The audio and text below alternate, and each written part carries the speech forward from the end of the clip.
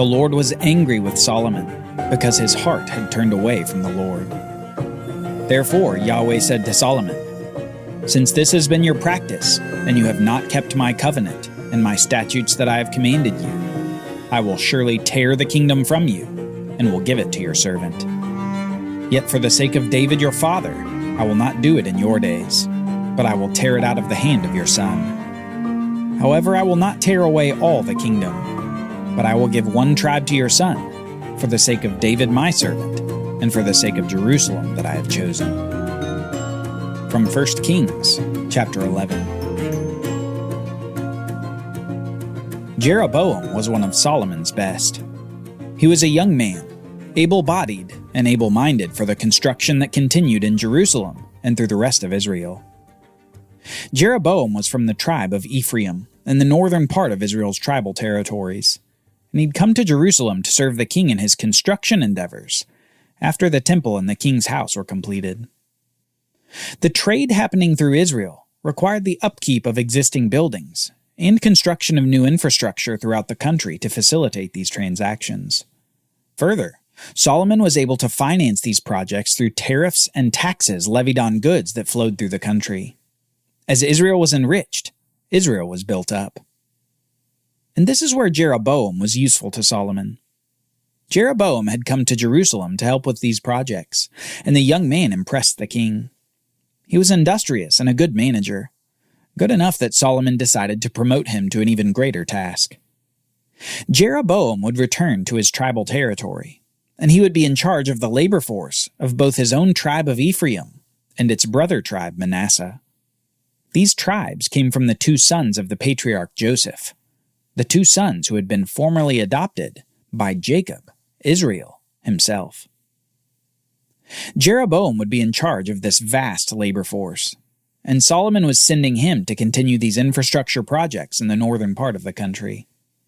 So based on the king's charge, Jeroboam leaves Jerusalem, headed for his new responsibilities over the two tribes. Little did Jeroboam know that God's hand was in this. Jeroboam would be God's tool to tear apart the kingdom of Israel. Solomon had disobeyed God's commands, and the whole kingdom would suffer for it. We read this in 1 Kings chapter 11, starting in verse 29. At that time, when Jeroboam went out of Jerusalem, the prophet Ahijah the Shilonite found him on the road. Now the prophet had dressed himself in a new garment, and the two of them were alone in the open country. Then Ahijah laid hold of the new garment that was on him, and tore it into 12 pieces. He said to Jeroboam, "Take for yourself 10 pieces, for thus says the Lord, the God of Israel. Behold, I am about to tear the kingdom from the hand of Solomon, and will give you 10 tribes, because they have forsaken me, and worshipped Ashtoreth, the goddess of the Sidonians, Chemosh, the god of Moab, and Milcom, the god of the Ammonites. And they have not walked in my ways, doing what is right in my sight, and keeping my statutes and my rules, as David his father did." The prophet Ahijah makes an announcement that must have shocked Jeroboam. God was doing what? He was going to divide the kingdom? And Jeroboam would be king over 10 of the 12 tribes? You can imagine perhaps a measure of disbelief from this young man hearing the prophet. But don't miss what else Ahijah says. He says that it wasn't just Solomon's disobedience. He says, "They have forsaken me and worshipped other gods. They have not walked in my ways." There's a sense in which Ahijah says that Solomon is perhaps the prime example of something happening all over Israel. Apparently, in the midst of all this wealth and prosperity, Solomon wasn't the only one who had turned away from God, but many of the people had as well.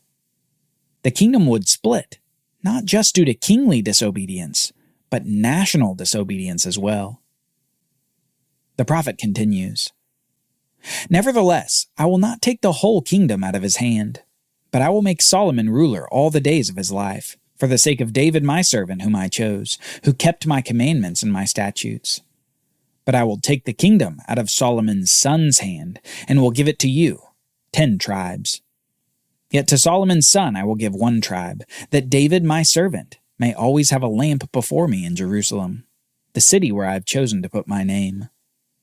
And I will take you, Jeroboam, and you shall reign over all that your soul desires, and you shall be king over Israel.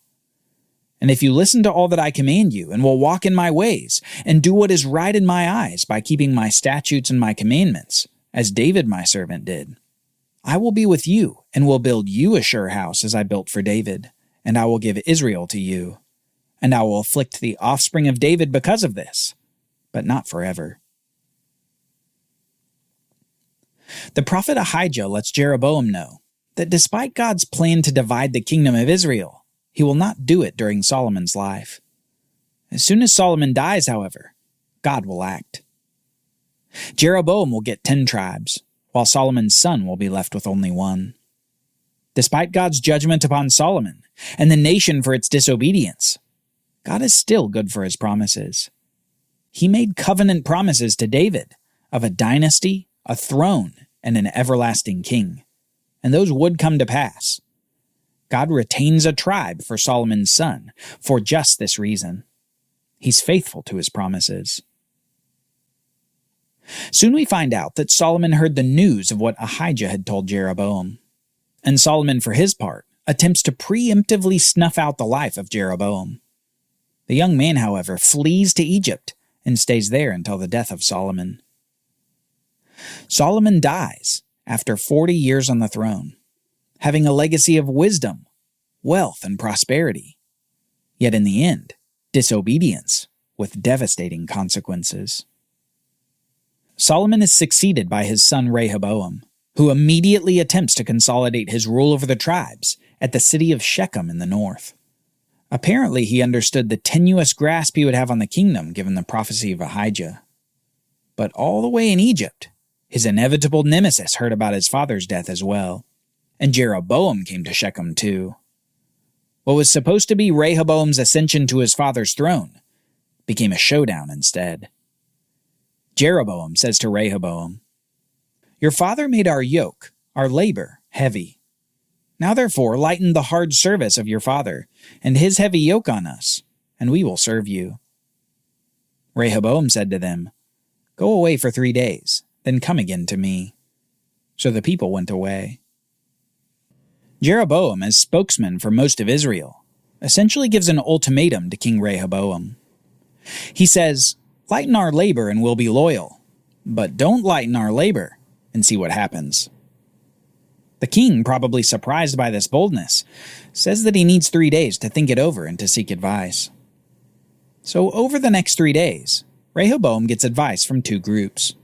The elder advisors of his father, who say that he should indeed lighten the workload of the tribes, and his younger peers, who say that he should demand even more labor from the tribes. The 3 days pass, and we read this in 1 Kings chapter 12, starting in verse 12. So Jeroboam and all the people came to Rehoboam on the 3rd day, as the king said. And the king answered the people harshly, and forsaking the counsel that the old men had given him, he spoke to them according to the counsel of the young men, saying, "My father made your yoke heavy, but I will add to your yoke. My father disciplined you with whips, but I will discipline you with scorpions." So the king did not listen to the people, for it was a turn of affairs, brought about by the Lord, that he might fulfill his word which he had spoken by Ahijah to Jeroboam. Apparently God does some action in Rehoboam's heart to make him extra resistant to the advice of the old men. Something probably akin to the hardening of Pharaoh's heart during the Exodus. And in so doing, God assures that his judgment on Solomon and on the nation will come to pass. Immediately, the northern tribes reject Solomon's son in favor of their spokesman Jeroboam. They reject David's dynasty as having any more power over them. We read this. When all Israel saw that the king did not listen to them, the people answered the king, "What portion do we have in David? We have no inheritance in the son of Jesse. To your tents, O Israel. Look now to your own house, David." So Israel went to their tents, but Rehoboam reigned over the people of Israel who lived in the cities of Judah. Then King Rehoboam sent Adoram, who was taskmaster over the forced labor, and all Israel stoned him to death with stones. And King Rehoboam hurried to mount his chariot to flee to Jerusalem. So Israel has been in rebellion against the house of David to this day. And when all Israel heard that Jeroboam had returned, they sent and called him to the assembly and made him king over all Israel. There was none that followed the house of David, but the tribe of Judah only. It's difficult to imagine the immediate change in the nation upon the death of Solomon. The people had enjoyed prosperity, unity, and blessing through his rule. But upon his death, the same people suffer a split that will last for centuries. Constant civil war that will put tribe against tribe. Two kings ruling on competing thrones. External treachery and intrigue from competing nations. Prosperity will turn to poverty. Brotherhood will turn to bloodshed. And exaltation will turn to exile.